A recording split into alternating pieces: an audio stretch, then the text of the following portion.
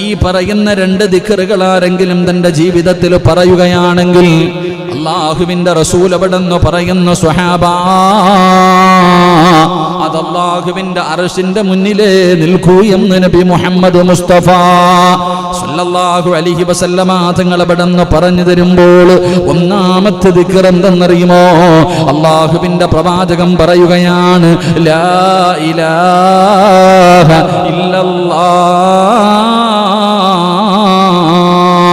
ലാ ഇലാഹ ഇല്ലല്ലാഹ് എന്ന് പറയുന്ന ദിക്റുണ്ടല്ലോ, അല്ലാഹുവേ മീസാൻ എന്ന ത്രാസിൽ ഏറ്റവും കൂടുതൽ ഭാരമുണ്ടാകുന്ന ദിക്റാണ്. ഇതേതെങ്കിലും ഒരു മനുഷ്യൻ ഇഖ്ലാസോടുകൂടി ആത്മാർത്ഥമായിട്ട് അതിന്റെ അർത്ഥം മനസ്സിലാക്കിയിട്ട് ആരെങ്കിലും ഈ സദസ്സിലിരുന്ന് കൊണ്ട് ഒരേ ഒരു പ്രാവശ്യം പറഞ്ഞാൽ അത് പടച്ച റബ്ബിന്റെ അർശിന്റെ മുന്നിലേ നിൽക്കൂ എന്ന് ആദരവായ പ്രവാചകൻ നബി മുഹമ്മദ് മുസ്തഫ, ആദരവായ പ്രവാചകൻ നബി മുഹമ്മദ് മുസ്തഫ സല്ലല്ലാഹു അലൈഹി വസല്ലം. അല്ലാഹു ഈമാൻ നൽകുമാറാകട്ടെ. അപ്പൊ ആത്മാർത്ഥമായിട്ട് ഒരു പ്രാവശ്യം പറഞ്ഞിട്ട് അള്ളാഹുവിന്റെ അർശിലേക്ക് എത്തിച്ചിട്ട് നമുക്ക് തുടങ്ങാം. പറ, ബിസ്മില്ലാഹിർ റഹ്മാനിർ റഹീം. ഇല്ല, അള്ളാഹു സ്വീകരിക്കുമാറാകട്ടെ.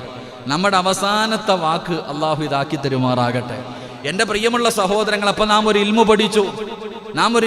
ഇനി 2ാമത്തെ വാചകം ഇൻഷാ അല്ലാഹ് ആയുസ് ഉണ്ടെങ്കിൽ അവസാനം പറയാം. അള്ളാഹു ഭാഗ്യം തരുമാറാകട്ടെ. കാരണം എല്ലാവർക്കും ധൃതിയ ഇൽമ് ആണല്ലോ. എൻ്റെ പ്രിയപ്പെട്ടവര്, ഒരിക്കലൊരു ഗുരുനാഥൻ മഹാനായ ഷഖീഖുൽ ബൽഖി റളിയല്ലാഹു തആല അൻഹു മഹാനവറുകളുടെ ഒരു ശിഷ്യനാണ് ഖാത്തിമുൽ അസം റളിയല്ലാഹു തആല അൻഹു. അപ്പൊ ഗുരുനാഥൻ, നമ്മളെല്ലാവരും ഒരു ഉസ്താദിന്റെ അടുക്കൽ ഇൽമു പഠിച്ചവരാ. നമുക്കൊക്കെ പിന്നെ അങ്ങനെയല്ല, പഠിച്ചു കഴിഞ്ഞാൽ പെട്ടെന്നെല്ലാം തീർക്കണം. നമ്മുടെ ഉദ്ദേശം അങ്ങനെ എളുപ്പ ഉസ്താദാകണം, അതാ. എങ്കിൽ മഹാനായ ഷഖീഖുൽ ബൽഖി മഹാനവറുകളുടെ ശിഷ്യനാണ് മഹാനായ ഖാത്തിമുൽ അസം റളിയല്ലാഹു തആല അൻഹു. ഒരുപാട് വർഷമായി പഠിക്കാൻ തുടങ്ങിയിട്ട്, ഉസ്താദിന്റെ കീഴിൽ വന്ന് ശിഷ്യനായി പഠിക്കാൻ തുടങ്ങിയിട്ട് ഒരുപാട് വർഷമായി. ഒരിക്കൽ മഹാനായ ഷഖീഖുൽ ബൽഖി റളിയല്ലാഹു തആല അൻഹു മഹാനവറുകൾ അവിടെ നിന്ന് ഖാത്തിമുൽ അസം റളിയല്ലാഹു തആല അൻഹയോട് ചോദിച്ചു, മിൻകം സനാ സാഹിബക്ക, എൻ്റെ അടുക്ക പഠിക്കാൻ വന്നിട്ട് ഇപ്പൊ എത്ര കാലമായി? എൻ്റെ കൂടെ കൂടിയിട്ട് എത്ര കൊല്ലമായി? നീ എൻ്റെ കൂടെ ഇൽമു പഠിക്കാൻ കൂടിയിട്ട് എത്ര വർഷമായി? ആ സമയത്ത് മഹാനായ ഖാത്തിമുൽ അസം റളിയല്ലാഹു തആല അൻഹു പറയുന്നു, മുൻദു സലാസിൻ വസലാസീന സന, 33 വർഷമായി ഞാൻ നിങ്ങളുടെ കൂടെ ഇൽമു പഠിക്കാൻ കൂടിയിട്ട്. എത്ര വർഷം? അല്ലാഹു നമുക്ക് ഈമാൻ തരുമാറാകട്ടെ. അല്ലാഹ് ഈമാൻ തരുമാറാകട്ടെ. ഇൽമു പഠിക്കാൻ തുടങ്ങിയിട്ട് 33 വർഷമായി. അപ്പൊ മഹാനവറുകൾക്ക് വല്ലാതെ അത്ഭുതം. 33 വർഷം, 33 ദിവസമോ 33 മാസമോ അല്ല, 33 കൊല്ലമായി ഖാത്തിമുൽ അസം റളിയല്ലാഹു തആല അൻഹു മഹാനവറുകൾ അവിടെ നിന്ന് തന്റെ ഉസ്താദിന്റെ കൂടെ ഇൽമു പഠിക്കാൻ തുടങ്ങിയിട്ട്.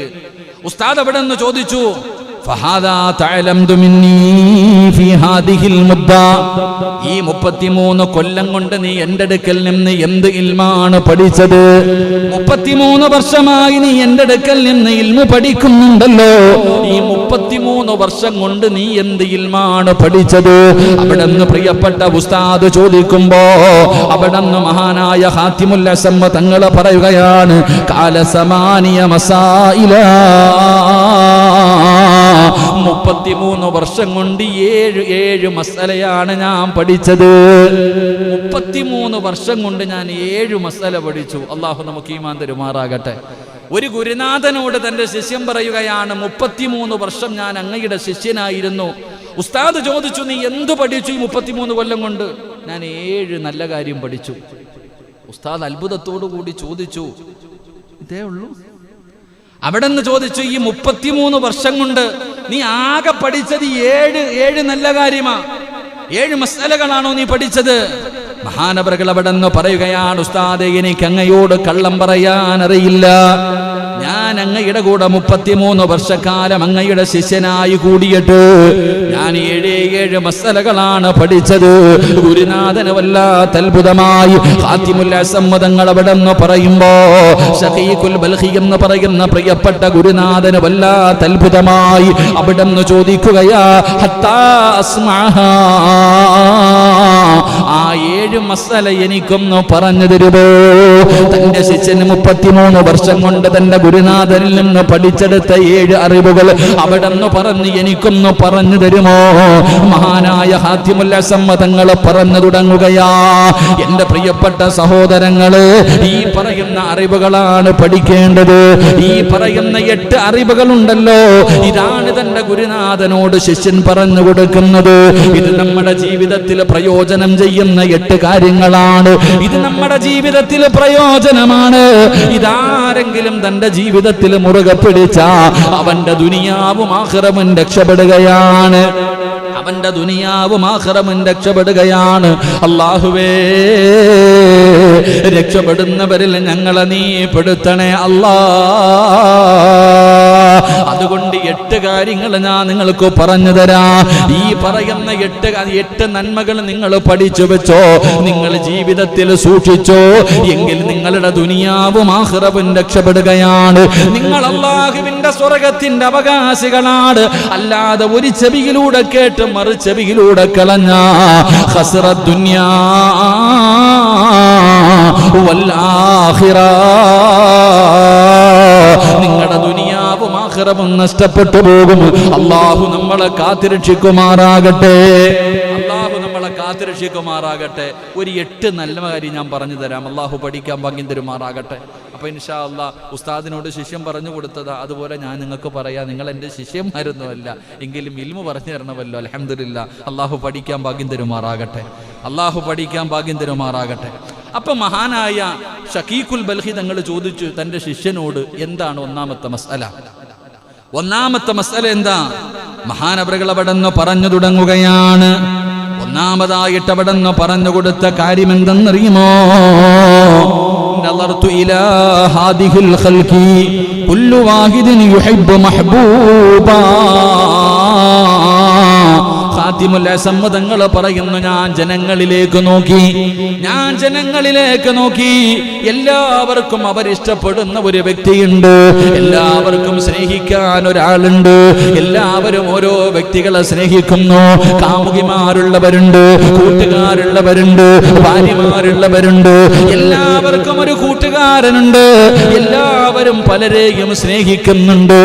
പക്ഷേ മഹാനവറുകൾ അവിടെ നിന്ന് പറയുകയാ, എത്ര കണ്ട് സ്നേഹിച്ചാലും, ഓരോ മനുഷ്യനും എത്ര വലിയ ആത്മാർത്ഥമായിട്ട് ആരെയൊക്കെ സ്നേഹിച്ചാലും, ആ സ്നേഹിക്കുന്നവര് മുഴുവനും ഇദാ വസല ഇലാ ഖബരിഹി, ഖബറിന്റെ ചാരത്ത് വരെ എല്ലാവരും വരുന്നുള്ളൂ. അത് ഭാര്യയാകട്ടെ, മക്കളാകട്ടെ, കൂടപ്പറപ്പാകട്ടെ, കൂട്ടുകാരാകട്ടെ, കൂടെ പഠിച്ചവരാകട്ടെ, കുടുംബക്കാരാകട്ടെ, ആരെയൊക്കെ എത്ര കണ്ട് ആത്മാർത്ഥമായി സ്നേഹിച്ചാലും അവരൊക്കെ പള്ളിപ്പറമ്പിലെ ഖബറിന്റെ ചാരത്ത് വരെ വരുന്നുള്ളൂ. എത്ര സ്നേഹിക്കുന്നവരാണെങ്കിലും എല്ലാവരും ഇവിടെ വരെ പോകുന്നുള്ളൂ, പള്ളിപ്പറമ്പിലെ ഖബറിന്റെ ചാരത്ത് വരെ പോകുന്നുള്ളൂ. എന്റെ പ്രിയമുള്ളവരെ, എത്ര വലിയ സ്നേഹിക്കുന്ന ഭർത്താവിനെ വല്ലാതെ ആത്മാർത്ഥമായി സ്നേഹിക്കുന്ന ഭാര്യമാരുണ്ട്. ഭാര്യ പറയാറുണ്ട്, ഇക്കാ നിങ്ങളില്ലാതെ ഒരു രാത്രി പോലും എനിക്കുറങ്ങാൻ കഴിയില്ല, നിങ്ങളുടെ മുഖം കാണാതെ എനിക്കുറക്കം വരാറില്ല, നിങ്ങളുടെ ശബ്ദം കേൾക്കാതെ എനിക്കുറക്കം വരാറില്ല എന്ന് വളരെ സ്നേഹത്തോടുകൂടി പറയുന്ന പ്രിയപ്പെട്ട ഭാര്യ. എന്റെ പ്രിയപ്പെട്ടവരെ, പായിപ്പാട് പള്ളിയുടെ ഖബർസ്ഥാനില് എത്രയോ ഭർത്താക്കന്മാര് കിടക്കുന്നുണ്ട്. ഏതെങ്കിലും ഒരു ഭർത്താവിന്റെ ഖബറിന്റെ ചാരത്തോ, ഏതെങ്കിലും ഒരു ഭാര്യ ഖബറിന്റെ അകത്ത് കിടക്കണമെന്ന് ഞാൻ പറയുന്നില്ല. പള്ളിപ്പറമ്പിലെ 6 അടി മണ്ണിന്റെ അകത്ത് ഒരു ഭാര്യ കൂടെ ഇറങ്ങി കിടക്കണമെന്ന് പറയുന്നില്ല. കാരണം അതിനകത്ത് കിടക്കാ സ്ഥലമില്ലല്ലോ. എന്റെ പ്രിയപ്പെട്ടവരെ, ആ ഭാര്യയുടെ ഭർത്താവിന്റെ ഖബറിന്റെ ചാരത്തെങ്കിലും ഏതെങ്കിലും ഒരു പെണ്ണ് വന്നിട്ട് എന്റെ ഭർത്താവില്ലാതെ എനിക്ക് ഉറക്കം വരില്ല എന്ന് പറഞ്ഞുകൊണ്ട് ഭർത്താവിന്റെ ഖബറിന്റെ ചാരത്ത് ഈ പായിപ്പാടുള്ള ഏതെങ്കിലും ഒരു പെണ്ണിരിക്കുന്നുണ്ടോ? എന്റെ പ്രിയപ്പെട്ട പ്രിയപ്പെട്ടവരെ, എല്ലാം കഴിഞ്ഞില്ലേ? എല്ലാം തീർന്നില്ലേ? മാതാപിതാക്കളെ വല്ലാതെ സ്നേഹിക്കുന്ന മക്കളുണ്ട്. ഉമ്മയെന്ന് പറഞ്ഞാൽ, ഉപ്പയെന്ന് പറഞ്ഞാൽ വല്ലാത്ത സ്നേഹമാണ്. മാതാപിതാക്കളെ വല്ലാതെ സ്നേഹിക്കുന്ന മക്കളുണ്ട്. പ്രായം ചെന്ന ഉമ്മാനെ പൊന്നുപോലെ പടച്ചവനെ അവരെ വല്ലാതെ സൂക്ഷിക്കുന്ന, അവരുടെ പൊരുത്തത്തിന് വേണ്ടി ജീവിക്കുന്ന എത്രയോ മക്കളെ നമുക്കറിയാം. എങ്കിൽ ഏതെങ്കിലും കബറിന്റെ ചാരത്ത്, ഉമ്മാടെ കബറിന്റെ ചാരത്ത് 9.5 മാസക്കാലം ഗർഭം ചുമന്ന മരണവേദനയുടെ വേദനയെന്നെന്ത് പ്രസവിച്ചു, അവര് പട്ടിണി കിടന്നിട്ട് നിന്നെ പോറ്റി വളർത്തിയ ഉമ്മാടെ കബറിന്റെ ചാരത്ത് ഏതെങ്കിലും ഒരു മകൻ ഇരിക്കുന്നുണ്ടോ?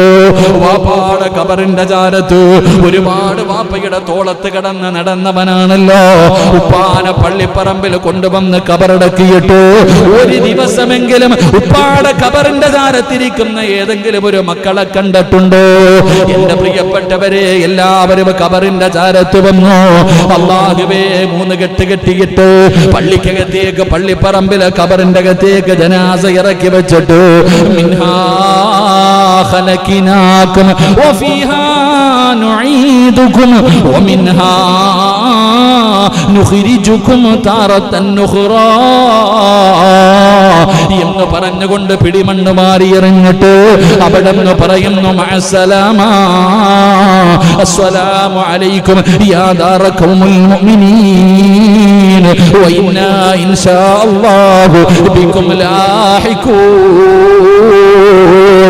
എന്ന് പറഞ്ഞുകൊണ്ട് സർവ്വരും ഖബറിന്റെ ചാരത്ത് നിന്ന് മടങ്ങി പോവുകയാണ്. ഈ കാഴ്ചയാണ് ഞാൻ കാണുന്നത്.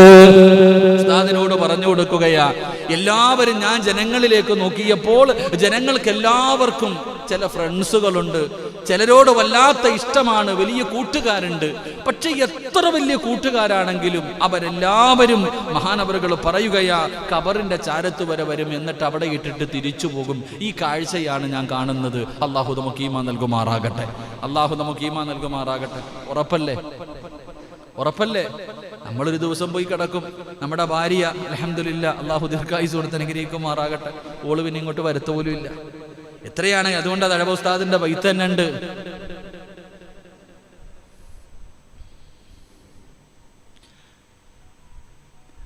മൈനറിയതീമായി കൺതടം ഒലിച്ചില്ലേ, മണവാട്ടിയെയും വിട്ടതത്ഭുതമല്ലേ, കെട്ടിപ്പിടിച്ചവൾ ചുംബനം തന്നില്ലേ,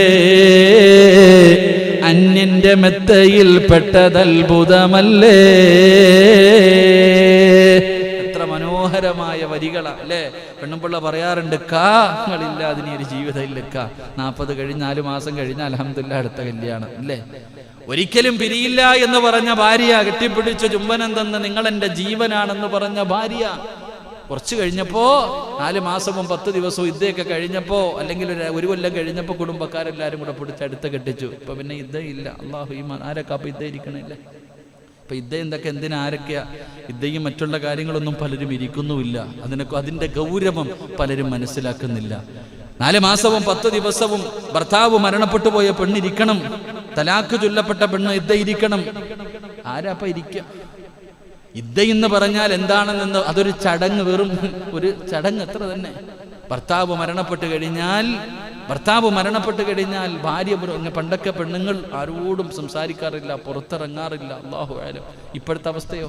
TV വെച്ചുകൊണ്ടായിരിക്കുന്നത്. ഹാളി വന്നിരിക്കാൻ പറ്റാത്തതുകൊണ്ട് റൂമിനകത്ത്. എന്ത് ഇദ്ദയിപ്പ? അള്ളാഹു നമുക്ക് ഈമാൻ നൽകി അനുഗ്രഹിക്കുമാറാകട്ടെ. അള്ളാഹു നമുക്ക് ഈമാൻ നൽകി അനുഗ്രഹിക്കുമാറാകട്ടെ. മഹാനായ ഷഖീഖുൽ ബൽഖി തങ്ങളോട് തൻ്റെ ശിഷ്യൻ പറഞ്ഞു കൊടുക്കുക, അപ്പൊ ഞാൻ ഭൂമിയിലുള്ള ജനങ്ങളോട് എല്ലാവരോടും നോക്കിയപ്പോൾ എല്ലാവർക്കും ഒരു സുഹൃത്തുണ്ട്, പക്ഷെ എല്ലാവരും ഖബറിന്റെ ചാരത്ത് വരെ വരൂ. അപ്പൊ പിന്നെ അവരുമായി കൂട്ടുകൂടിയിട്ട് കാര്യമില്ലല്ലോ. എല്ലാവരും പള്ളിപ്പറമ്പിലെ ഖബറിന്റെ ചാരത്ത് വന്നിട്ട് മടങ്ങി പോകുമ്പോൾ അവരുടെ കൂടെ കൂട്ടുകൂടിയിട്ട് യാതൊരു കാര്യവുമില്ല. അപ്പോഴാണ് ഞാനൊരു ഇൽമു പഠിക്കുന്നത്. മഹാനായ ആദരവായ പ്രവാചകൻ നബി മുഹമ്മദ് മുസ്തഫ സല്ലല്ലാഹു അലൈഹി വസല്ലമ തങ്ങൾ പറയുകയാണ്, ഇദാ മാത ഇബ്നു ആദം ഇൻ ഖതഅമലുഹു ഇല്ലാ മിൻ സലാ. ആദമിന്റെ മക്കൾ മരണപ്പെട്ട് കഴിഞ്ഞാൽ, ഒരു മനുഷ്യൻ മരണപ്പെട്ട് കഴിഞ്ഞാൽ അവന് പ്രയോജനമുള്ള 3 കാര്യങ്ങളേ ഉള്ളൂ.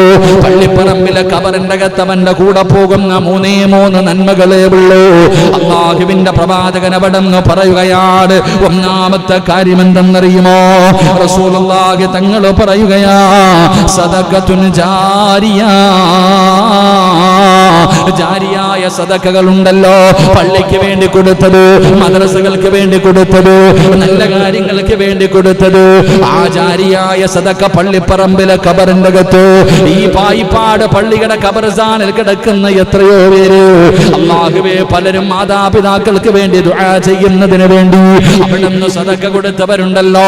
പള്ളിക്ക് വേണ്ടി കൊടുത്തിട്ട് ഖബറിന്റെ അകത്ത് പോയവരുണ്ടല്ലോ. എന്റെ പ്രിയപ്പെട്ടവരെ, അവരുടെ ഖബറിലേക്ക് ഒഴുകിയെത്തുന്നതാണ് ജാരിയായ സദഖ. രണ്ടാമതായിട്ട് പ്രവാചകൻ പറയുന്നു, വലദുൻ സാലിഹുൻ യദഊലഹു. ദുആ ചെയ്യുന്ന സാലിഹായ സന്താനങ്ങളുണ്ടല്ലോ, ദുആ ചെയ്യുന്ന സാലിഹായ സന്താനങ്ങൾ. അവിടെയും നമുക്ക് പഠിക്കേണ്ട ചില കാര്യമുണ്ട്. എങ്ങനെയാ മുത്തുനബി പറഞ്ഞേ? സല്ലല്ലാഹു അലൈഹി വസല്ലം പ്രവാചകൻ എങ്ങനെയാ പറഞ്ഞേ?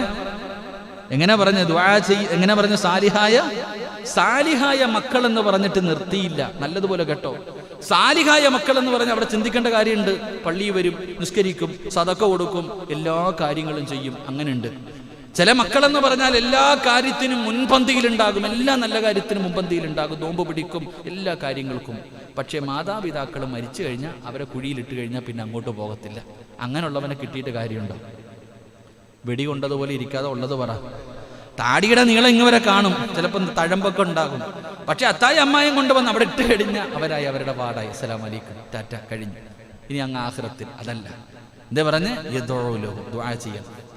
മാതാപിതാക്കൾ, മരിച്ചുപോയ മാതാപിതാക്കൾക്ക് എൻ്റെ ഉപ്പാന് പുറത്തു കൊടുക്ക്, എൻ്റെ ഉമ്മാന് പുറത്തു കൊടുക്ക്, എൻ്റെ ഉപ്പായ്ക്ക് സ്വർഗം കൊടുക്ക്. പള്ളിയിലെ ഉസ്താദ് ചെയ്യുന്നതിനേക്കാളും നല്ലതല്ലേ വാപ്പ നീ ചെയ്യണത്? സ്വന്തം വാപ്പായ്ക്ക് വേണ്ടി സ്വന്തം മകൻ ചെയ്യുന്നതിന്റെ അത്രയും വരുവോ ഉസ്താദ് ചെയ്ത സ്വീകരിക്കില്ല എന്നല്ല, അത് ഇത്തിരി കൂടെ അപ്പുറം. അൽഹംദുലില്ലാ. എങ്കിലും നമ്മൾ ചെയ്യുന്നതിന് എത്രയും വരുവോ? ഞാൻ എൻ്റെ അത്തായ്ക്ക് വേണ്ടി ദുആ ചെയ്യണ പോലെ ഷാജിയാണ് ദുആ ചെയ്തിട്ട് കാര്യമുണ്ടോ? ഇല്ല. എൻ്റെ പ്രിയപ്പെട്ട സഹോദരങ്ങളെ, അപ്പൊ എന്താ പറഞ്ഞത്? ദുആ ചെയ്യുന്ന മക്കൾ. അള്ളാഹു നമ്മുടെ മക്കളെ അങ്ങനെ ആക്കി തരുമാറാകട്ടെ. മൂന്നാമതായിട്ട് പറഞ്ഞു റസൂലുള്ളാഹി തങ്ങൾ, മൂന്നാമതായിട്ട് പറഞ്ഞു നമ്മുടെ ജീവിതത്തിൽ ചെയ്യുന്ന സൽക്കർമ്മങ്ങൾ. നാം പരിശുദ്ധമായ നല്ല നല്ല കാര്യങ്ങൾ ഇൽമു പഠിച്ചു, വിദ്യാർത്ഥികൾക്ക് പറഞ്ഞു കൊടുത്തു. ഇപ്പൊ ഞാൻ ഈ പറഞ്ഞു തരുന്ന ഇൽമ് നിങ്ങൾ ആരെങ്കിലും ചെയ്താൽ എനിക്ക് പ്രയോജനമുണ്ട്.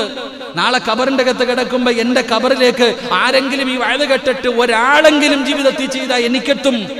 ഇങ്ങനെയുള്ള 3 കാര്യങ്ങളാണ് ഖബറിന്റെ അകത്തേക്ക് വരുന്നതെന്ന് പ്രവാചകൻ അവിടെന്ന് പറയുമ്പോ മഹാനായ ഖാതിമുൽ അസം റളിയല്ലാഹു തആല അൻഹു തന്റെ പ്രിയപ്പെട്ട ഉസ്താദിനോട് പറഞ്ഞു കൊടുക്കുന്ന ഗുരുനാഥനോട് അവിടെന്ന് പറയുന്ന, ഉസ്താദേ, ഞാൻ അല്ലാഹുവിനെയും അവന്റെ പ്രവാചകനെയും വല്ലാതെ സ്നേഹിക്കുന്നുണ്ട്.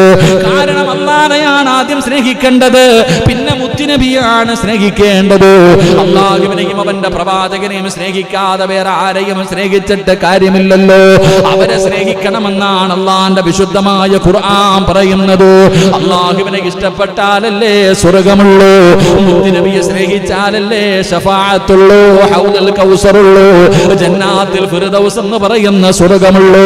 അതുകൊണ്ട് അവിടെന്ന് പറയുന്നു, അള്ളാഹുവിനെയും അവന്റെ പ്രവാചകനെയും ഞാൻ സ്നേഹിച്ചു കഴിഞ്ഞാൽ പിന്നെ ഞാൻ എന്റെ കൂട്ടുകാരനാക്കി തെരഞ്ഞെടുക്കുന്നത് ആരെയെന്നറിയുമോ? ഫജഅൽതുൽ ഹസനാതി മഹബൂബാ.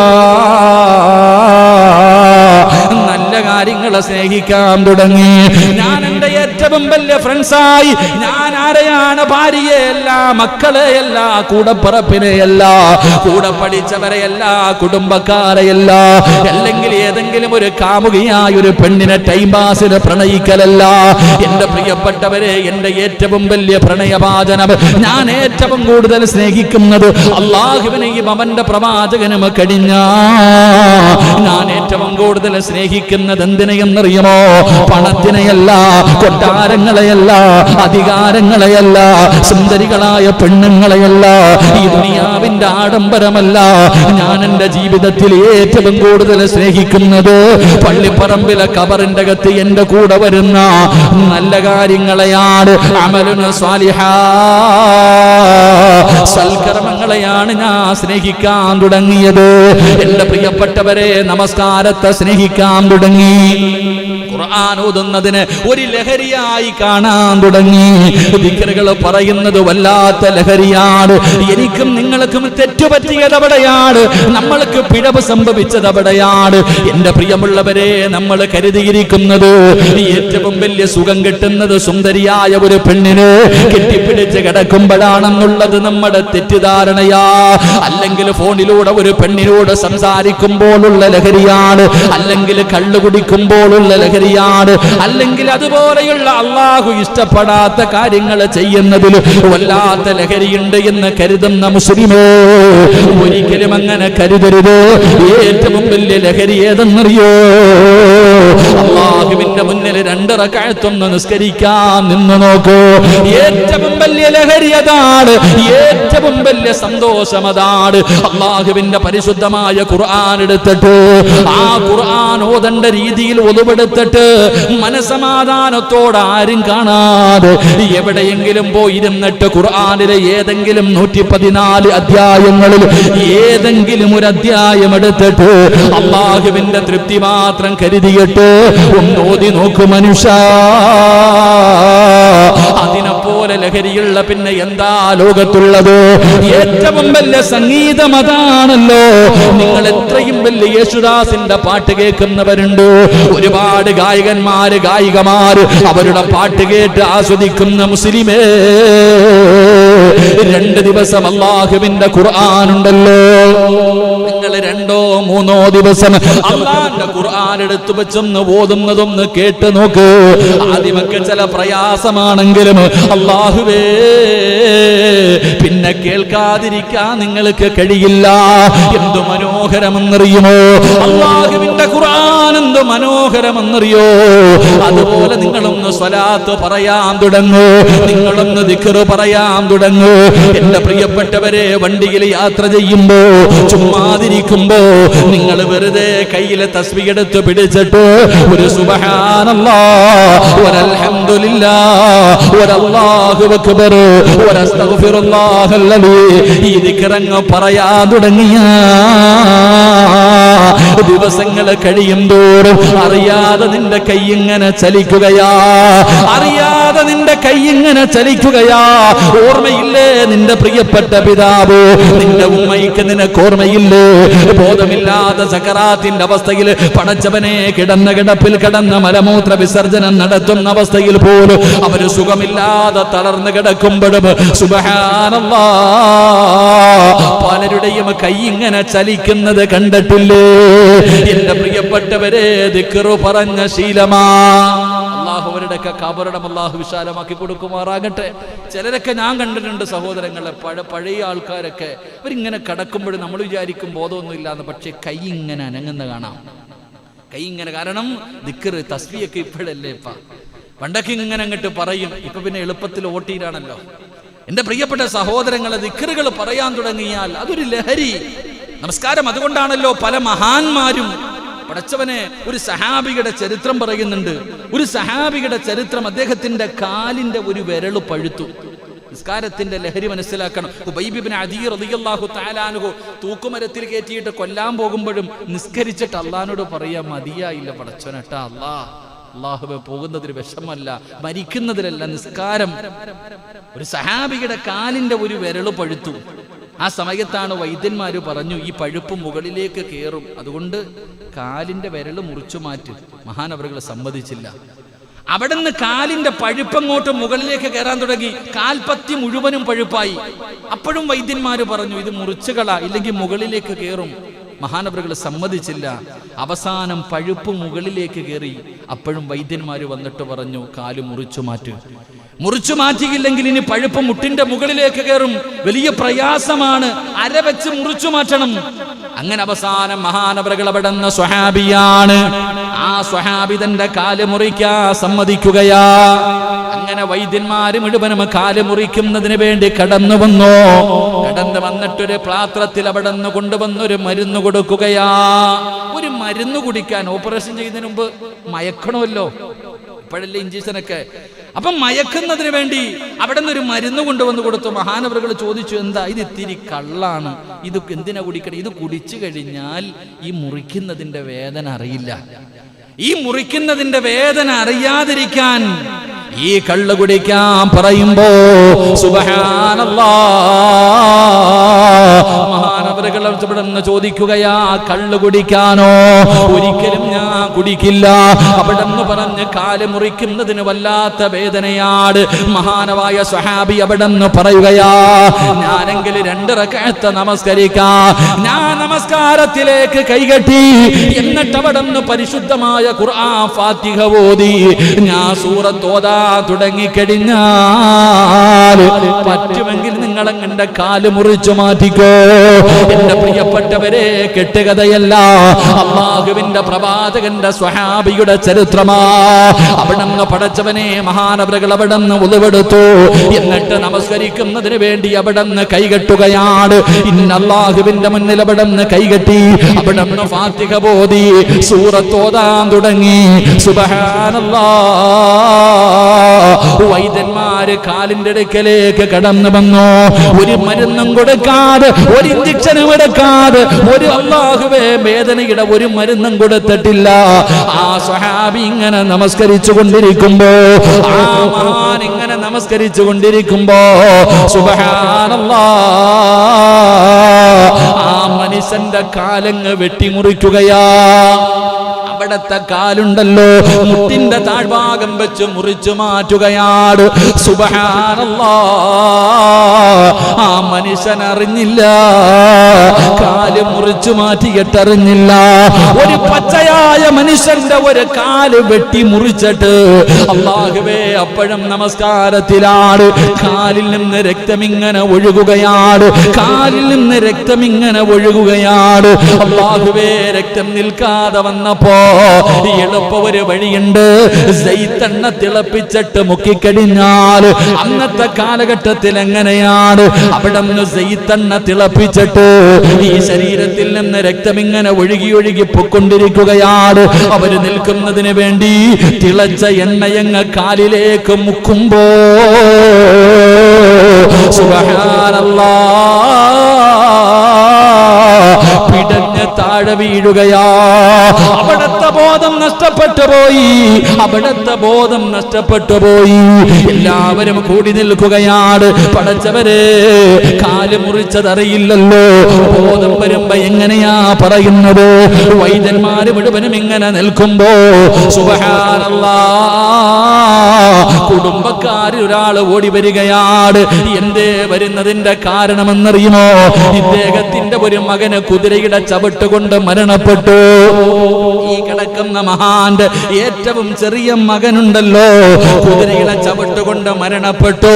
അത് പറയാമെന്നതാണ്. പടച്ചവനെ, എല്ലാവർക്കും വിഷമമായി. കാല് മുറിച്ചു, മകനും മരിച്ചു. ആരാണ് പറയുന്നത്? ആരാണ് പറയുന്നത്? അവിടുന്ന് ബോധം തിരിച്ചു വന്നപ്പോ വൈദ്യന്മാര് പറഞ്ഞു, തങ്ങളെ കാല് മുറിച്ചു മാറ്റി. അവിടുന്ന് പറഞ്ഞു, ഇന്നാലില്ലാഹി വ ഇന്നാ ഇലൈഹി റാജിഊൻ.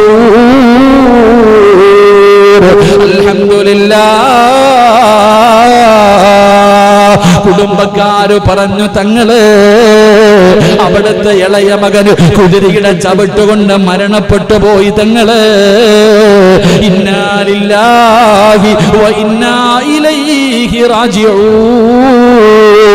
അൽഹംദുലില്ലാഹ്. കേട്ടവരുടെ കണ്ണ് നിറഞ്ഞു പോയി. പടച്ചവരെ, മഹാനവറുകൾ ഇരുന്ന് കരയുകയാ. അവിടെന്ന് ചോദിച്ചു, എന്തിനാ അൽഹംദുലില്ലാഹ് പറഞ്ഞത്? ആ സമയത്ത് മഹാനവറുകൾ പറയുകയാണ്, അല്ലാഹു എനിക്ക് 2 കാല് തന്നിട്ട് ഒരെണ്ണമല്ലേ തിരിച്ചെടുത്തുള്ളൂ. 2 കൈയും 2 കാലും തന്നിട്ട് അല്ലാഹു 2 കൈയും 1 കാലും എനിക്ക് തന്നല്ലോ. ഒരെണ്ണമല്ലേ തിരിച്ചെടുത്തുള്ളൂ. അതുകൊണ്ട് അൽഹംദുലില്ലാഹ്. രണ്ടാമത് അൽഹംദുലില്ലാഹ് അൽഹംദുലില്ലാ പറഞ്ഞത് എന്തിനെന്നറിയുമോ? അല്ലാഹു 7 മക്കളെ തന്നിട്ട് ഒരെണ്ണത്തിനെയല്ലേ തിരിച്ചെടുത്തുള്ളൂ, ബാക്കി 6 എണ്ണത്തിന് എനിക്ക് അല്ലാഹു നൽകിയല്ലോ. അൽഹംദുലില്ലാ. അവിടുന്ന് പടച്ചവനെ സ്തുതിക്കുകയാ, എന്നിട്ടിരുന്ന് കരയുകയാണ്. എന്തിനാ തങ്ങളെ കരയുന്നത്? അല്ലാഹുവേ, നിന്ന് നിസ്കരിക്കാൻ ഇനി എനിക്ക് കഴിയില്ലല്ലോ. നിന്ന് നിസ്കരിക്കാൻ അള്ളാന്റെ മുന്നിൽ നിന്ന് നിസ്കരിക്കുമ്പോ ഒരു സുഖമുണ്ടായിരുന്നല്ലോ. ഇനി മുതൽ ഒറ്റക്കാലല്ലേ, എനിക്ക് ഒരുപാട് നേരം നിന്ന് നിസ്കരിക്കാൻ കഴിയില്ലല്ലോ അല്ലാ. അതിന്റെ ദുഃഖം കൊണ്ട് കരഞ്ഞു പോയതാ. ഞാൻ പറഞ്ഞു വന്നത് എന്തെന്നറിയുമോ? എന്റെ പ്രിയപ്പെട്ടവരെ, നിങ്ങളൊന്ന് നിസ്കരിച്ചു നോക്കൂ. നിസ്കരിക്കേണ്ട രീതിയിൽ നിസ്കരിച്ചു നോക്കൂ. ഖുർആൻ ഓതേണ്ട രീതിയിൽ ഖുർആൻ ഓതി നോക്കൂ. ദിക്റുകൾ പറയേണ്ട രീതിയിൽ അതിനെ വെറും ഒരു ചടങ്ങായി കാണാതെ ഹയ്യാല സലാ ഹയ്യാലൽ ഫലാ എന്ന് ബാങ്ക് വിളിക്കുമ്പോ ഓടി വന്ന് കുത്തലല്ല, ഓടി വന്ന് തലകീഴായി വീടലല്ല. പടച്ചവനെ, അതിനെ എന്ന് സ്നേഹത്തോട് അതെന്റെ ബാധ്യതയാണെന്ന് കരുതിയിട്ട് ഒന്ന് നിസ്കരിച്ചു നോക്ക് മുസ്ലിമേ. ഒന്ന് ഖുർആൻ ഓതി നോക്ക് മുസ്ലിമേ. അത് നിന്റെ ജീവിതത്തിലെ രക്ഷയാ, നാളെ ആഖിറത്തിലും രക്ഷയാ. അല്ലാഹുവേ, നല്ല കാര്യങ്ങളെ സ്നേഹിക്കാ നീ ഞങ്ങൾക്ക് ഭാഗ്യം തരണേ അല്ലാ. അതുകൊണ്ട് എന്റെ പ്രിയപ്പെട്ടവരോട്, എന്റെ പ്രിയപ്പെട്ട സഹോദരങ്ങളോട് അമലുകളെ സ്നേഹിക്കാൻ നോക്ക്. അതിനെ സ്നേഹിച്ചു കഴിഞ്ഞാൽ ഖബറിൽ കൂടെ വരും. അല്ലാഹു ഭാഗ്യം തരുമാറാകട്ടെ. നിസ്കരിച്ച ഖബറിൽ വരുവോ? നിസ്കരിച്ച ഖബറിൽ വരുവോ? നിങ്ങൾ നിസ്കരിക്കുന്ന നിസ്കാരം ഖബറിൽ വരുവോ? ഖുർആൻ ഓതുന്നത് വരുവോ? ദിക്ർ പറയുന്നത് വരുമോ? സദക്ക കൊടുക്കുന്നത് വരുമോ? കൂടെ കിടന്ന ഭാര്യ വരുവോ? പോയിന്റ്. കൂടെ കിടന്ന മക്കൾ വരുവോ? ചെലവിന് കൊടുത്ത കൂട്ടുകാര് വരുവോ? ഇല്ല. എല്ലാം എവിടെ വരെ വരും? അവിടെ വന്ന് മണ്ണും വാരിയിട്ട്, അത് എറിയുക, മണ്ണ് വാരിയിട്ട് വലിച്ചെറിയുക. ദ്രോഹം പോയി കിട്ടിയല്ലോടാ, 5 പാദം പോയി കിട്ടിയല്ലോ. അൽഹംദുലില്ലാ. വാരി എറിയ. അല്ലാഹു നമുക്ക് ഈമാൻ തരുമാറാകട്ടെ. ഒരു സുഖം നിങ്ങൾക്ക് അറിയണമെങ്കിൽ ഈ പകലുള്ള ജമാഅത്തൊക്കെ ഇവിടെ വന്ന് ചെയ്യുന്നത്, നിങ്ങൾ ഇന്ന് രാത്രി എഴുന്നേറ്റ് നിസ്കരിക്കും മനുഷ്യ. ആരും കാണാതെ രാത്രി എഴുന്നേറ്റ് നിസ്കരിച്ചു നോക്ക്. അതൊരു ലഹരിയാ, വല്ലാത്ത ഒരു സുഖമുള്ള കാര്യമാ. എന്റെ പ്രിയപ്പെട്ട സഹോദരങ്ങളെ, രാത്രിയുടെ നിസ്കാരം, തഹജ്ജുദ് നിസ്കാരം, അല്ലാഹു നിസ്കരിക്കാൻ ഭാഗ്യം തരുമാറാകട്ടെ. തഹജ്ജുദ് നിസ്കരിക്കണ ആരെങ്കിലും ഉണ്ടെങ്കിൽ ഒന്ന് കൈപൊക്കിക്കേ. 5 പേരുണ്ട്. അല്ലാഹു നിങ്ങളെ സ്വർഗത്തിന്റെ അവകാശികളിൽ പെടുത്തുമാറാകട്ടെ. അല്ലാഹു സ്വർഗത്തിന്റെ അവകാശികളിൽ പെടുത്തുമാറാകട്ടെ. ഒരു ആമീൻ പറ. 5 പേര് മാത്രം മതിയോ? നമുക്കൊന്നും പോണ്ടേ? 5 പേര് മാത്രം പോയാൽ മതിയോ? നമുക്ക് പോകണ്ടേ? കുറെ കാലം കൊണ്ട് വാഴ്ന്നു കേൾക്കുന്നുണ്ടല്ലോ. തഹജ്ജുദ് നിസ്കാരത്തിന്റെ മഹത്വം ഒരുപാട് കാലം കൊണ്ട് കേൾക്കുന്നുണ്ടല്ലോ. എന്റെ പ്രിയപ്പെട്ട സഹോദരങ്ങളെ, അതിനെയാണ് സ്നേഹിക്കേണ്ടത്. ആ നമസ്കാരത്തെയാണ് സ്നേഹിക്കേണ്ടത്. പകല് നിസ്കരിക്കാൻ എല്ലാവരെ കൊണ്ടും പറ്റും, രാത്രി നമസ്കരിക്കാൻ എല്ലാവരെ കൊണ്ടും പറ്റാറില്ല. കാരണം അത് നാട്ടുകാര് കാണുന്നില്ല, കൂട്ടുകാര് കാണുന്നില്ല. ഇവൻ 5 നേരവും പള്ളിയിൽ വന്ന് നിസ്കരിക്കുന്നവനാണെന്ന് ആരും പറയാറില്ല. പക്ഷേ ചിലപ്പോൾ നിന്റെ കൂടെ കിടന്ന ഭാര്യ പോലും അത് കാണണമെന്നില്ല. എന്റെ പ്രിയപ്പെട്ട മുസ്ലിമേ, ആ നമസ്കാരത്തെ മുറുകെ പിടിക്കൂ. ആ നമസ്കാരത്തിന്റെ മഹത്വം ഞാൻ നിങ്ങൾക്ക് പറഞ്ഞു തരട്ടെ. മഹാനായ സയ്യിദുനാ ഉമർ ഇബ്നുൽ ഖത്താബ് റളിയല്ലാഹു തആല അൻഹുവിന്റെ പ്രിയപ്പെട്ട മകനുണ്ടല്ലോ, മഹാനായ ഇബ്നു ഉമർ റളിയല്ലാഹു തആല അൻഹു. അവിടുന്ന് ഒരു സംഭവം പറയുകയാ. തഹജ്ജുദ് നിസ്കാരം പാതിരാത്രി ആരും കാണാതെ എഴുന്നേറ്റ് നിസ്കരിക്കുന്ന മുസ്ലിമേ, തതജാഫാ ജുനൂബുഹും അനിൽ മളാജി. പാതിരാത്രിയുടെ നിശബ്ദതയിൽ എഴുന്നേറ്റ് നിസ്കരിക്കുന്നവര് മഹാനായ ഉമർ ഇബ്നുൽ ഖത്താബ് റളിയല്ലാഹു തആല അൻഹുവിന്റെ പ്രിയപ്പെട്ട മകനുണ്ടല്ലോ, ഇബ്നു ഉമർ റളിയല്ലാഹു തആല അൻഹു പറയുകയാണ്, എല്ലാ ദിവസവും സുബഹി നമസ്കാരം കഴിയുമ്പോ അല്ലാഹുവേ പള്ളിക്കകത്ത് ബിലാൽ തങ്ങൾ ബാങ്ക് വിളിച്ചു, അസ്സലാത്തു ഖൈറും മിനന്നൗം. അവിടുന്ന് ബാങ്ക് വിളിക്കുമ്പോഴേ പള്ളി നിറയുകയാണ്. മസ്ജിദുൻ നബവിയിൽ സുബഹി ബാങ്ക് വിളിക്കുമ്പോഴേ പള്ളി നിറയുകയാ. എല്ലാവരും പള്ളിക്കകത്ത് വന്നു. അല്ലാഹുവിന്റെ റസൂൽ അവിടുന്ന് നമസ്കരിക്കാൻ കടന്നു വന്നു. അവിടുന്ന് പ്രവാചകൻ ഇമാമത്ത് നിന്നു. എന്റെ പ്രിയപ്പെട്ട സഹോദരങ്ങളെ, നമസ്കാരം കഴിഞ്ഞിട്ട് അല്ലാഹുവിന്റെ പ്രവാചകൻ അവിടുന്ന് സ്വഹാബത്തിനോട് സംസാരിക്കുകയാ. അല്ലാഹുവിന്റെ റസൂൽ സല്ലല്ലാഹു അലൈഹി വസല്ലം അവിടുന്ന് നമസ്കാരം കഴിഞ്ഞിട്ട് സഹാബത്തിന്റെ അടുക്കൽ തിരിഞ്ഞിരിക്കും.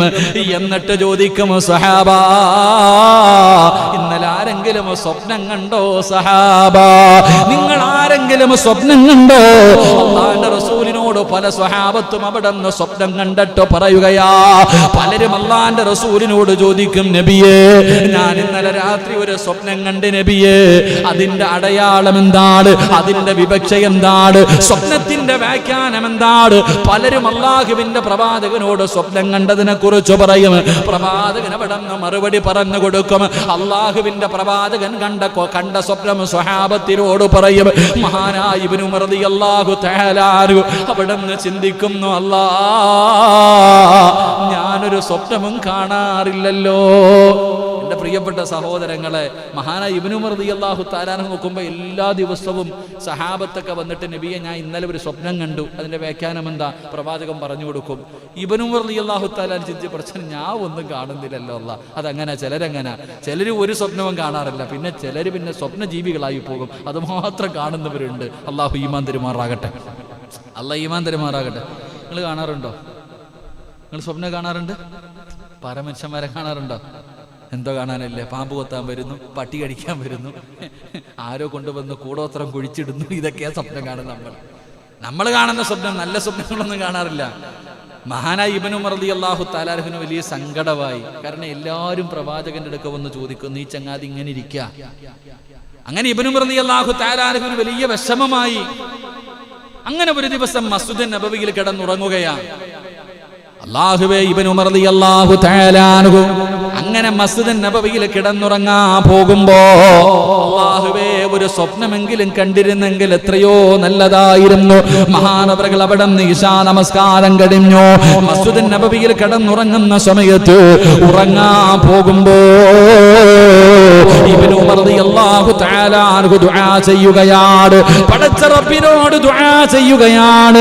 ഇൻ കുന്ത തഅലമു ഫീ ഖൈറൻ, അല്ലാഹുവിനോട് ദുആ ചെയ്യുകയാ. അല്ലാഹുവേ, എന്നിലെന്തെങ്കിലും ഒരു ഖൈറുണ്ടെങ്കിൽ,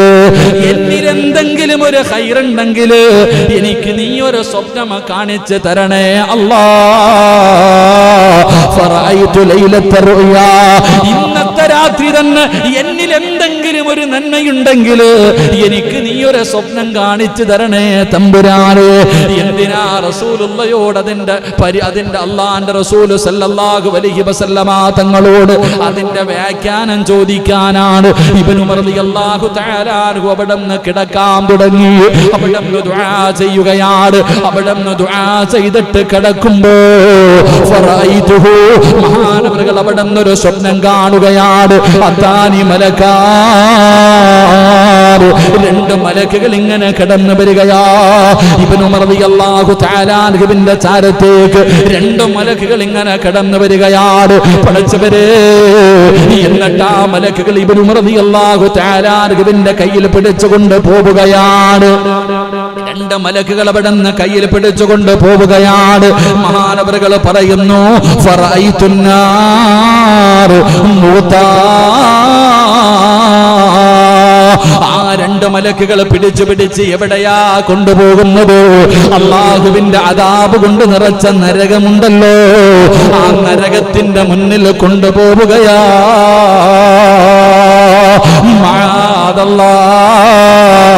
ഇബ്നു ഉമർ റളിയല്ലാഹു തആല അൻഹു മലക്കുകൾ ആ സ്വപ്നത്തിൽ ഇങ്ങനെ പിടിച്ച് നരകത്തിന്റെ മുന്നിൽ കൊണ്ടുപോയി അവിടെ ചെല്ലുമ്പോ നരകം അടച്ചു വെച്ചിരിക്കുകയാണ്. കിണറടച്ചു വെച്ചിരിക്കുന്നത് പോലെ അല്ലാഹുവിന്റെ നരകം അവിടെ അടച്ചു വെച്ചിരിക്കുകയാ. മഹാനവറുകൾ അവിടെ നിന്ന് വല്ലാത്ത പടച്ചവര് അവിടെ നിന്ന് റബ്ബിനോട് കാവല് ചോദിക്കുകയാണ്. എന്റെ പ്രിയപ്പെട്ട സഹോദരങ്ങള്, മഹാനായ ഇബ്നു ഉമർ റളിയല്ലാഹു തആല അൻഹു അവിടെ നിന്ന് സ്വപ്നം കണ്ടു. രാവിലെ എഴുന്നേറ്റു. അല്ലാഹുവേ, തന്റെ പ്രിയപ്പെട്ട സഹോദരിയാണ്, അല്ലാഹുവിന്റെ റസൂലിന്റെ ഭാര്യയാണ്, മുത്തുനബിയുടെ ഭാര്യയാണ് തന്റെ പ്രിയപ്പെട്ട സഹോദരി. എന്റെ പ്രിയപ്പെട്ട സഹോദരങ്ങളെ, അല്ലാഹുവിന്റെ റസൂലിനോട് ഈ സ്വപ്നവ്യാഖ്യാനം നേരിട്ട് പോയി ചോദിച്ചില്ല. കൂടപ്പുറപ്പിനോട് പറഞ്ഞു ഇതിന്റെ വ്യാഖ്യാനം ഒന്ന് ചോദിക്കാൻ. ഞാൻ കണ്ട സ്വപ്നം ഇതാണ്, സഹോദരിയോട് പറഞ്ഞു കൊടുത്തു. അങ്ങനെ അല്ലാഹുവിന്റെ പ്രവാചകന്റെ മുന്നിൽ മഹാനായ ഉമർ റളിയല്ലാഹു തആല അൻഹുവിന്റെ പ്രിയപ്പെട്ട മകനുണ്ടല്ലോ, ആ മകൻ കണ്ട സ്വപ്നത്തെ കുറിച്ച് റസൂലുള്ളാഹി തങ്ങളോട് ഇബ്നു ഉമർ റളിയല്ലാഹു തആല അൻഹുവിന്റെ സഹോദരി അവിടെ നിന്ന് മുത്തുനബിയോട് ഈ സ്വപ്നത്തിന്റെ വ്യാഖ്യാനം ചോദിക്കുകയാ. ആ സമയത്ത് അല്ലാഹുവിന്റെ റസൂൽ പറഞ്ഞ മറുപടി എന്തെന്നറിയുമോ? നിഅമർ റജുലു അബ്ദുല്ലാഹ് ലൗ കാന യുസല്ലി ബില്ലൈൽ. അല്ലാഹുവിന്റെ റസൂൽ പറയുകയാണ്, ഇബ്നു ഉമർ നല്ലവനാണ്, ഒരുപാട് നല്ല കാര്യങ്ങൾ ചെയ്യുന്നവനാണ്, അല്ലാഹുവിന് ഇഷ്ടപ്പെട്ടവനാണ്. പക്ഷേ രാത്രി ഒന്ന് 2 റക്അത്ത് നിസ്കരിച്ചിരുന്നെങ്കിൽ എത്രയോ നല്ലതാ. അല്ലാഹുവിന്റെ റസൂൽ പറയുകയാണ്, അവിടുന്ന് ചരിത്രത്തിൽ കാണാം, നിഅമർ റജുലു അബ്ദുല്ലാഹ് ലൗ കാന യുസല്ലി ബില്ലൈൽ. 2 റക്അത്ത് നമസ്കരിച്ചിരുന്നെങ്കിൽ എത്രയോ നല്ലതാ. മഹാനായ ഇബ്നു ഉമർ തങ്ങൾ പറയുകയാണ്, വമാ തറക്തു മിൻഹു അൻ കാന റസൂലുള്ളാഹ്. അല്ലാഹുവിന്റെ പ്രവാചകൻ അങ്ങനെ പറഞ്ഞതിനു ശേഷം ഞാൻ മരിക്കുന്നത് വരെ തഹജ്ജുദ് മുടക്കിയിട്ടില്ല എന്ന് ചരിത്രം പറയുമ്പോ പാതിരാത്രി കയ്യിൽ പിടിച്ചിട്ട് നരകത്തിന്റെ മുന്നിൽ വരെ വിളിച്ചു കൊണ്ടുപോയി. അവിടെ ചെല്ലുമ്പോൾ നരകമടച്ചിട്ടിരിക്കുകയാ. ഇതിന്റെ വ്യാഖ്യാനമായിട്ട് അല്ലാഹുവിന്റെ റസൂൽ പറഞ്ഞു കൊടുത്തത്, അവിടെ നിന്ന് രാത്രിയുടെ നിശബ്ദതയിൽ എഴുന്നേറ്റ് നിസ്കരിക്കാരാ.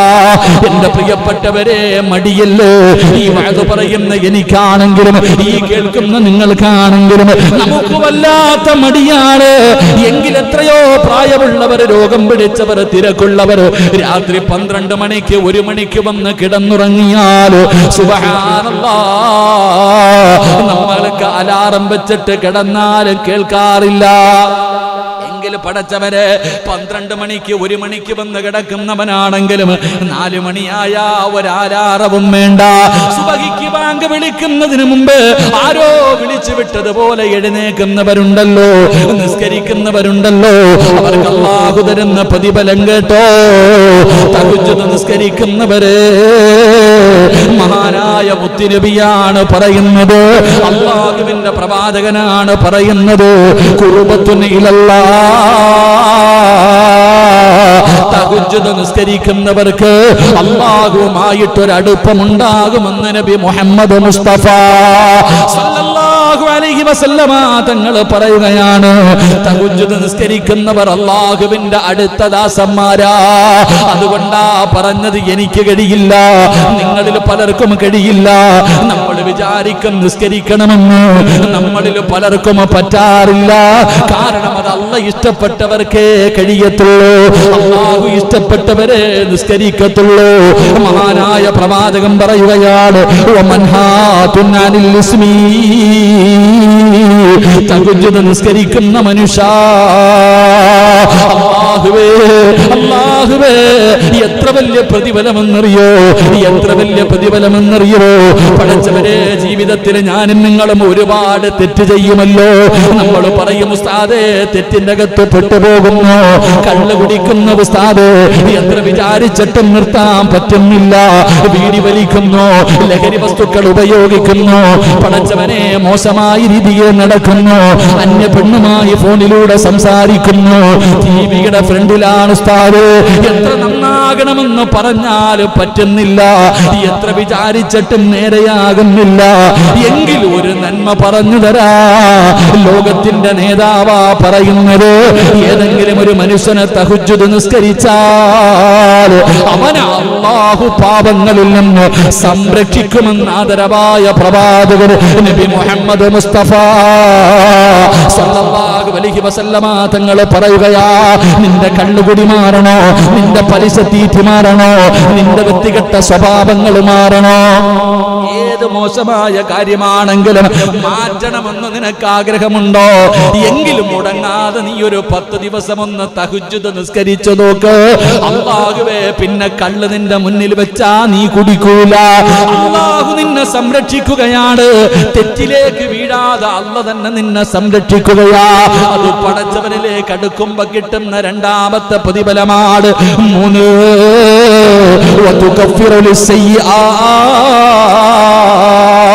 ഉസ്താദേ, കള്ളു കുടിച്ചിട്ടുണ്ട്, വ്യഭിചരിച്ചിട്ടുണ്ട്, പലിശ തിന്നിട്ടുണ്ട്, നിസ്കാരം മുടക്കിയിട്ടുണ്ട്, എന്നെ പോലെ ഒരു വൃത്തികെട്ടവൻ ഈ ദുനിയാവിലില്ല. ഒരുപാട് തെറ്റ് ചെയ്തവരാണെന്ന് പറയുന്നവരുണ്ടല്ലോ. മോനെ, നിന്റെ പാപം അല്ലാഹു പൊറുക്കണോ? അല്ലാഹു നിന്റെ പാപങ്ങൾ പൊറുത്തു തരണോ? റസൂലുള്ളാഹി തങ്ങൾ പറയുകയാ, ഒന്ന് രാത്രിയുടെ നിശബ്ദതയിൽ എഴുന്നേറ്റൊന്ന് നിസ്കരിക്കാൻ പറ്റുമോ? ആരും കാണാതെ പാതിരാത്രി എഴുന്നേറ്റ് നിസ്കരിച്ചിട്ട് പടച്ച റബ്ബിന്റെ മുന്നിലേക്ക് തന്റെ ഇരുകരങ്ങൾ ഉയർത്തിയിട്ട് അവിടെ നിന്ന് കരഞ്ഞു ദുആ ചെയ്താ നിന്റെ പാപം അല്ലാഹു പുറത്തു തരുമെന്ന് ആദരവായ പ്രവാചകൻ നബി മുഹമ്മദ് മുസ്തഫ സല്ലല്ലാഹു അലൈഹി വസല്ലമ തങ്ങൾ പറയുമ്പോ നാലാമത്തെ പ്രതിഫലം എന്താ? ഇന്ന് മുതൽ തുടങ്ങിക്കോ, ഇന്ന് മുതൽ തുടങ്ങിക്കോ. ഈ പറയുന്ന ഞാനും എന്റെ പ്രസംഗം കേൾക്കുന്നവരും നിങ്ങൾക്ക് ആർക്കെങ്കിലും ഇന്ന് മുതൽ തഹജ്ജുദ് നിസ്കാരം തുടങ്ങാൻ പറ്റുമോ? അത് റമദാനിൽ മാത്രം നിസ്കരിക്കേണ്ട നിസ്കാരമല്ല. ജീവിതത്തിൽ രോഗങ്ങളും കടങ്ങളും പ്രയാസങ്ങളും പ്രതിസന്ധികളും മരണങ്ങളും വരുമ്പോ മാത്രം നിസ്കരിക്കാറുള്ള നിസ്കാരമല്ല. മോനെ, മുത്തുനബിയാണ് പറയുന്നത്,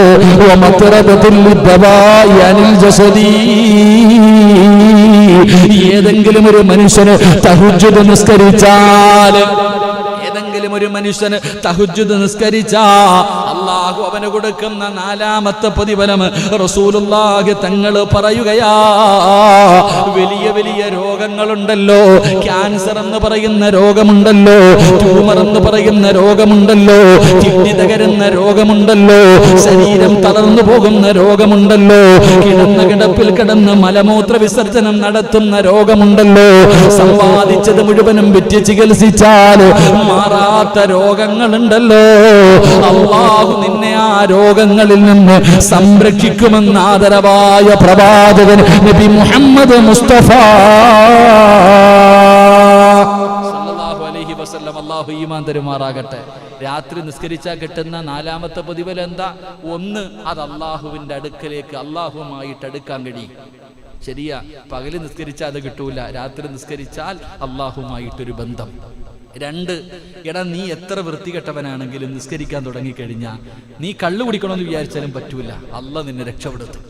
ഒരു പെണ്ണ് വിളിച്ചിട്ട് വാ ഞാൻ തരാം, പോടാ, അല്ലാഹു നിന്നെ രക്ഷിക്കും, അല്ലാഹു നിന്നെ സംരക്ഷിക്കുമെന്ന് നബിയുനാ റസൂലുള്ളാഹി. 3, നീ എത്ര വലിയ പാപം ചെയ്തവനാണെങ്കിലും അല്ലാഹു നിനക്ക് പുറത്തു തരും, അല്ലാഹു നിനക്ക് പുറത്തു തരും. 4, മാരകമായ രോഗം, മാരകമായ രോഗങ്ങളിൽ നിന്ന് അല്ലാഹു നിന്നെ രക്ഷപ്പെടുത്തുമെന്ന് നബിയുനാ റസൂലുള്ളാഹി. അൽഹംദുലില്ലാഹ്. രാത്രിയൊക്കെ എഴുന്നേറ്റ് നിസ്കരിക്കുന്ന ഒരു മനുഷ്യൻ അല്ലാഹുവിനെ ബുദ്ധിമുട്ടിക്കൂ, അല്ലാഹുവിനെ പ്രയാസപ്പെടുത്തൂ? ഇല്ല സഹോദരങ്ങളെ, അല്ലാഹു സംരക്ഷണം കൊടുക്കും. അല്ലാഹു നമ്മളെ കാത്തിരക്ഷിക്കുമാറാകട്ടെ. അല്ലാഹു മാരകമായ രോഗങ്ങളെ തൊട്ട് അല്ലാഹു നമ്മളെ കാത്തിരക്ഷിക്കുമാറാകട്ടെ. എൻ്റെ പ്രിയപ്പെട്ട സഹോദരങ്ങളെ, മഹാനായ നബി മുഹമ്മദ് മുസ്തഫ, ഇത്തിരി കാപ്പി താപ്പ ഇതേ പോയ കാക്ക, മഹാനായ നബി മുഹമ്മദ് മുസ്തഫ 3 സ്വലാത്ത്. സല്ലല്ലാഹു അലാ മുഹമ്മദ്, സല്ലല്ലാഹു അലാ മുഹമ്മദ്, സല്ലല്ലാഹു അലൈഹി വസല്ലം. അല്ലാഹുമ്മ സല്ലി അലാ മുഹമ്മദ്, യാ റബ്ബി സല്ലി അലൈഹി വസല്ലം. അല്ലാഹു സ്വീകരിക്കുമാറാകട്ടെ, അല്ലാഹു സ്വീകരിക്കുമാറാകട്ടെ. ഇൻഷാ അല്ലാഹ് നിസ്കരിക്കല്ലേ ഇന്ന് മുതൽ? ഇൻഷാ അല്ലാഹ് അല്ലാഹു ഭാഗ്യം തരുമാറാകട്ടെ. അല്ലാഹു ഭാഗ്യം തരുമാറാകട്ടെ. 10 മണിയായി, നിർത്താർ. ഒരു അരമണിക്കൂറും കൂടി ഇരിക്കൂലേ? എന്തായാലും ഇൻഷാ അല്ലാഹ് രണ്ടാമത്തെ കാര്യം പറയുന്നില്ല, ഇതിന്റെ പ്രതിഫലം പറഞ്ഞ് അങ്ങ് നിർത്താം. ഈ തഹജ്ജുദ് നിസ്കരിക്കുന്ന ഒരു മനുഷ്യൻ അള്ളാഹു തരുന്ന പ്രതിഫലം പറഞ്ഞിട്ട് നമുക്ക് അവസാനിപ്പിക്കാം. അള്ളാഹു ഭാഗ്യം തരുമാറാകട്ടെ. അള്ളാഹു ഭാഗ്യം തരുമാറാകട്ടെ. എൻ്റെ പ്രിയപ്പെട്ട സഹോദരങ്ങളെ, മഹാനായ ജുനൈദുൽ ബഅദാദി മഹാനവറുകൾ, വലിയ മഹാന ജുനൈദുൽ ബഅദാദി തങ്ങൾ അവിടെ നിന്ന് മരണപ്പെട്ടു. അവിടെ നിന്ന് മരണപ്പെട്ടപ്പോൾ മുഖത്ത് വല്ലാത്ത പ്രകാശമായിരുന്നു. ചിലരൊക്കെ മരിച്ചു കിടക്കും, വല്ലാത്ത പ്രകാശമാണ്. അള്ളാഹു നമ്മുടെ മുഖത്ത് നൽകി അനുഗ്രഹിക്കുമാറാകട്ടെ. മഹാനായ ജുനൈദുൽ ബഅദാദി തങ്ങൾ അവിടെ നിന്ന് മരണപ്പെട്ടപ്പോൾ മുഖത്ത് വല്ലാത്ത പ്രകാശം. അങ്ങനെ അവിടുത്തെ മയ്യത്ത് കൊണ്ട് കബറടക്കി കഴിഞ്ഞു. ശിഷ്യന്മാര് ഉസ്താദിനെ ഒന്ന് സ്വപ്നം കാണണമെന്ന് വലിയ ആഗ്രഹം. അങ്ങനെ ജുനൈദുൽ ബഅദാദി തങ്ങളെ അവിടുത്തെ ശിഷ്യന്മാരിങ്ങനെ അങ്ങനെ വല്ലാത്ത ആഗ്രഹം. അങ്ങനെ ഒരിക്കൽ സ്വപ്നം കണ്ടു. അങ്ങനെ ശിഷ്യന്മാര് സ്വപ്നം കണ്ടപ്പോൾ ഉസ്താദിനോട് ചോദിച്ചു, ഉസ്താദേ, നിങ്ങളുടെ മുഖത്ത് വല്ലാത്ത ഒരു പ്രകാശമായിരുന്നു മരിച്ചപ്പോ, എങ്ങനെയുണ്ട് ഉസ്താദേ ഖബർ ജീവിതമൊക്കെ? മഹാനവറുകളോട് ചോദിക്കുമ്പോൾ തന്റെ ശിഷ്യന്മാര് സ്വപ്നം കാണുമ്പോൾ ഉസ്താദ് വളരെ സന്തോഷത്തിലിരിക്കുക. ഖബറിന്റെ അകത്ത് വല്ലാത്ത സന്തോഷത്തിലിരിക്കുന്ന ജുനൈദുൽ ബഅദാദി തങ്ങളെ കണ്ടപ്പോൾ ചോദിച്ചു, അവിടെ നിന്ന് സ്വപ്നത്തിലൂടെ ചോദിച്ചു, ഗുരുനാഥനോട് മുഖത്ത് വല്ലാത്ത പ്രകാശം കണ്ടു. രണ്ടാമതായിട്ട് അവിടെ നിന്ന് ചോദിച്ചു, ഖബർ ജീവിതം എങ്ങനെ ഉണ്ടായി? മഹാനായ ജുനൈദുൽ ബഅദാദി തങ്ങൾ അവിടെ നിന്ന് പറയുകയാണ്, അവിടെ നിന്ന് പറഞ്ഞു കൊടുത്ത കാര്യം എന്തെന്നറിയുമോ? ശിഷ്യന്മാരോട് പറഞ്ഞു കൊടുത്തു, അൽഹംദുലില്ലാഹ്, ആ പാതിരാത്രിയിലെ 2 റക്അത്ത് നമസ്കാരമുണ്ടല്ലോ, പാതിരാത്രിയിലെ 2 റക്അത്ത് തഹജ്ജുദ് നിസ്കാരം, അതാണ് എന്റെ 6 അടി മണ്ണിന്റെ അകത്ത് തന്നെ രക്ഷപ്പെടുത്തിയതെന്നു മഹാനായ ജുനൈദുൽ ബഅദാദി തങ്ങൾ അവിടെ നിന്ന് പറയുമ്പോ, എന്റെ പ്രിയപ്പെട്ടവരെ, മഹദിയായ ആയിഷ ബീബി റളിയല്ലാഹു തആല അൻഹാ, അല്ലാഹുവിന്റെ പ്രവാചകന്റെ പ്രിയപ്പെട്ട ഭാര്യയായ ആയിഷ ബീബി റളിയല്ലാഹു തആല അൻഹ പറഞ്ഞു തരികയാ, എന്റെ പ്രിയപ്പെട്ടവരെ, രാത്രി കാലങ്ങളിൽ എഴുന്നേറ്റ് 2ഉം 4ഉം 6ഉം ഒക്കെ നിസ്കരിക്കുന്നവരുണ്ടല്ലോ, അവർക്ക് അല്ലാഹു തരുന്ന പ്രതിഫലത്തെ കുറിച്ച് മഹദിയായ ആയിഷ ബീബി റളിയല്ലാഹു തആല അൻഹ പറയുകയാണ്. ഖാല ആയിഷ റളിയല്ലാഹു തആല അൻഹാ, ഖാല റസൂലുള്ളാഹി സ്വല്ലല്ലാഹു അലൈഹി വസല്ലം, മൻ സല്ലാ ഫിൽ ലൈലി വഅഹ്സന സ്വലാത്തി അക്റമഹുല്ലാഹു തആല, തഹജ്ജുദ് നിസ്കരിക്കുന്ന മനുഷ്യനെ അല്ലാഹു ആദരിക്കുകയാണ്.